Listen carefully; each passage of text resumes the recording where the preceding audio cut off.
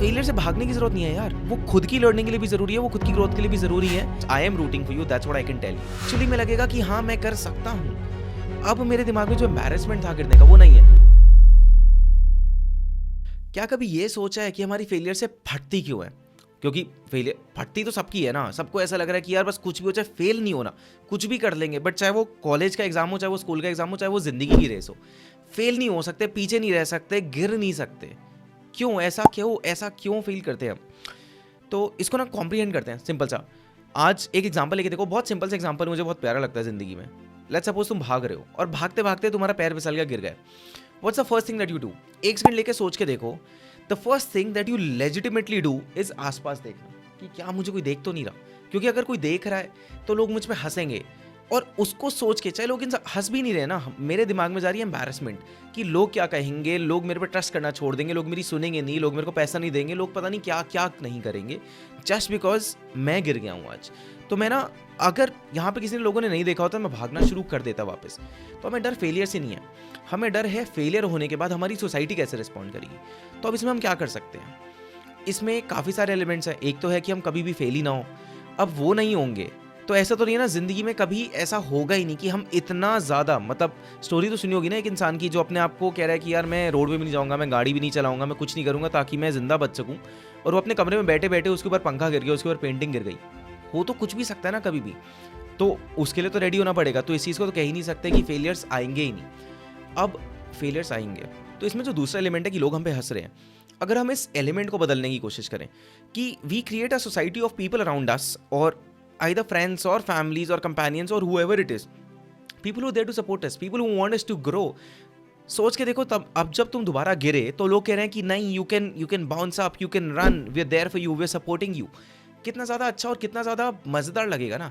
Actually में लगेगा कि हाँ मैं कर सकता हूँ।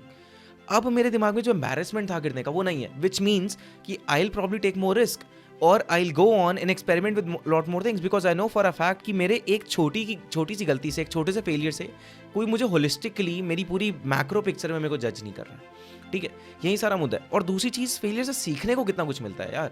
एक चीज़ सोच के देखो कि मेरे को, अगर मैंने कुछ गलती करी ही नहीं जिंदगी में, पहली चीज़ मैं खुद तो सीखा ही नहीं, दूसरी चीज़ मैं सिखाऊंगा कैसे किसी को? When I become a leader, when I have a lot of people to manage, क्योंकि जिंदगी में अगर ग्रो करना है तो लीडर तो मेरे को कहीं ना कहीं ट्रांजिशन होना ही पड़ेगा, मेरे नीचे टीम तो बनेगी।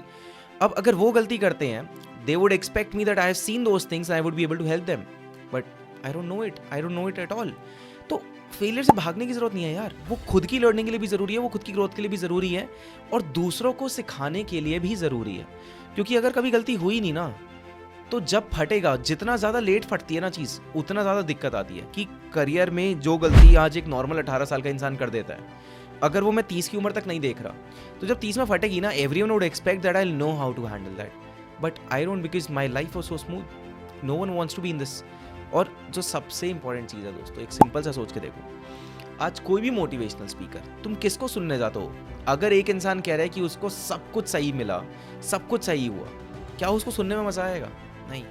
Now when you think of yourself 3 years, 5 years, 10 years down the line, एक स्टेज पे खड़े होके क्या बात करोगे? यही तो बताओगे ना, कैसे you went against everything, कैसे you had so many failures, you had so many restrictions, इतने लोगों ने रोकने की कोशिश करी, but you came out as a hero। तो उसके लिए कितना ज़रूरी है ये?